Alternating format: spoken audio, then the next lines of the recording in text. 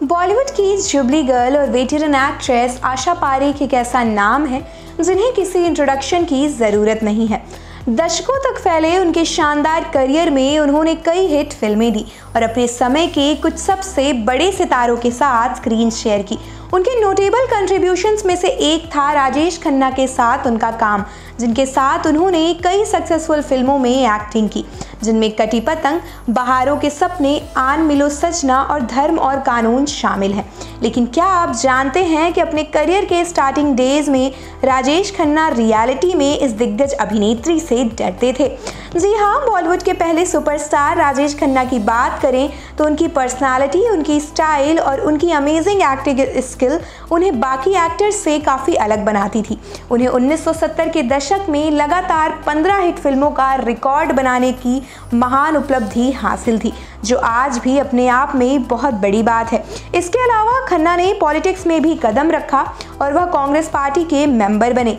2012 में कैंसर से लड़ते हुए राजेश खन्ना का निधन हो गया, लेकिन उनके कंट्रीब्यूशन और फिल्मों को आज भी याद किया जाता है। उनकी एक्टिंग में वो इमोशंस थे जो दर्शकों को सीधे दिल पर छूते थे और यही कारण है कि उन्हें इंडियन सिनेमा का अमर सितारा माना जाता है। उनकी यादें और फिल्में हमेशा उनके फैंस के दिलों में जीवित रहेंगी।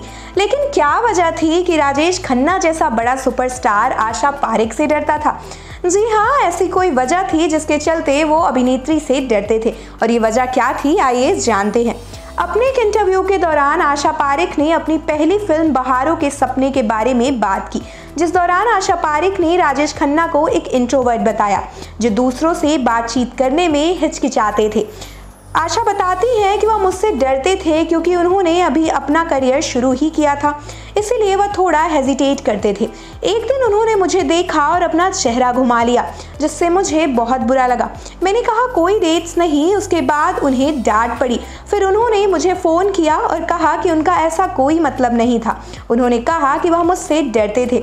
कार्य क्षेत्र की बात करें तो आशा पारेख ने अपने करियर की शुरुआत 1950 के दशक के अंत में की थी। 1960 और 1970 के दशक में आशा ने कई सक्सेसफुल फिल्मों में एक्टिंग की, जिनमें दिल देके देखो, कटी पतंग, बाजी, आन मिलो सजना और कोरा कागज शामिल हैं। फिल्मों में अपने पीक पर पहुंचने के बाद आशा पारेख ने 1980 के दशक में टेलीविज़न की ओर रुख किया। उन्होंने 1987 में लोकप्रिय गुजराती टेलीविज़न श्रृंखला ज्योति का डायरेक्शन किया, जिसने उन्हें टेलीविज़न डायरेक्शन में प्रवेश दिलाया। इसके बाद उन्होंने अपनी प्रोडक्शन कंपनी आकृति की स्थापना की, जिसके तहत उन्होंने पलाश के फूल, बाजे पायल, कोरा कागज और दाल में काला जैसी कई सफल टेलीविज़न सीरियल्स का निर्माण किया।